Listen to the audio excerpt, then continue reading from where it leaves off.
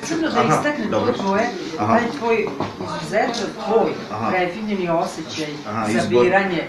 Da, znači, to se osjeti ti kao autor ovih mnogobrojnih prezentacija. Stvarno imaš jednu posebnu poetiku. Pa jeste, vidi, znači ja biram apsolutno ja, to je moja sloboda. Ja čak ne gledam ni ko je dobio nagradu, često ti nagrađeni radovi nisu nikakvi, su dosadni, su tehnički, preterani, tako da su potpuno neinteresantni. Tako ja gledam pošto sam ja se inače isto bavim video umetnošću i decenijama, još od 80-ih godina, takođe sam pisao o tome puno i kao likovni kritičar i knjige objavio, tako da je meni video umetnost izuzetno bliska i odmah posle par sekundi već mogu da procenim o čemu se radi. I ja pregledam te festivale preko interneta, ima stotina festivala u svetu i ja onda to pregledam po stotine radova da bih izabrao možda 5-6 i tako sam i ovog puta jedno 200-300 radova u Nikoziji na ovom festivalu. Pregledao sam zaista zadovoljan kako sam našao jedan izbor izuzetno poetskih i upečatljivih, divljivih čak rekao radova i kažem, možda je to i duh vremena i drago mi je što sam uspeo da ga osetim i da ga napipam i da ga prezentujem u publici. Pa i mi smo osetili. To mi je drago, da.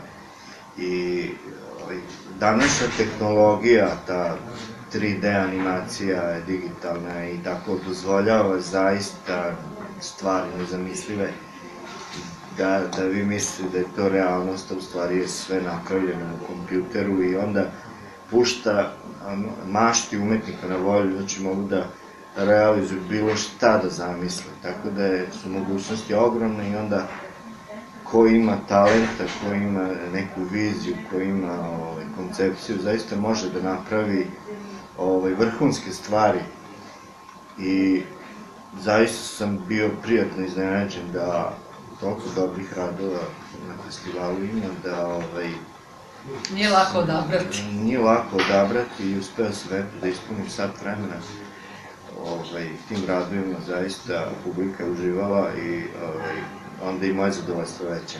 I sad da zaokružimo ovu celu priču, ti se godinama uporno, sistematski baviš ovim tvojim, prosto donosiš nam na dlanu nešto što nikada ne bismo videli. Šta je sve do sad, mislim, koliko sve to traje i koliko komada smo videli? Pa evo, 6,5 godina već traje, znači od 2011.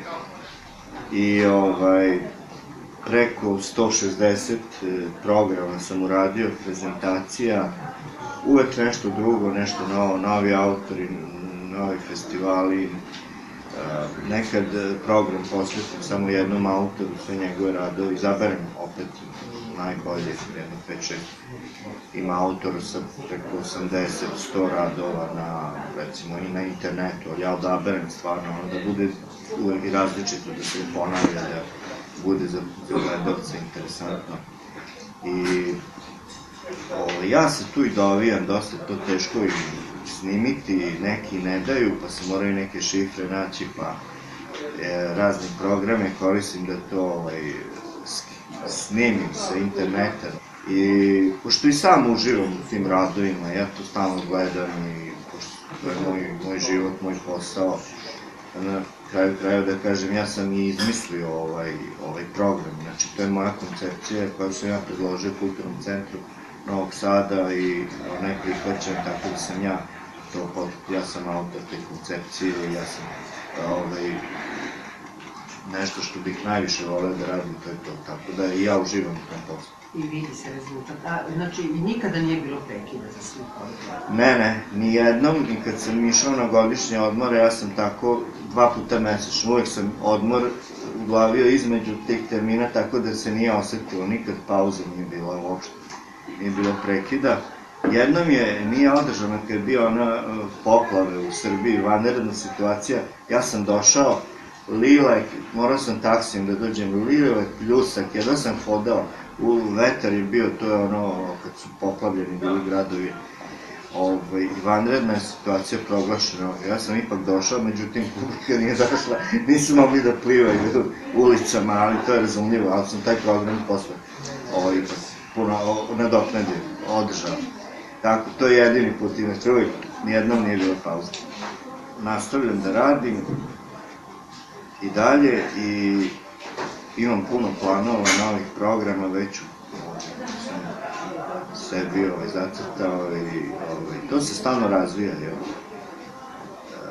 Uvek me neki novi autor zainteresuje, onda istražujem njegov rad i kontaktiram sa njim i uvek su oduševljeni ti svetski video umetnici. Toliko im je to drago, stavljaju svoju biografiju da su u Novom Sadu prezentovani. Puno im znači, zahvaljuju se, znači,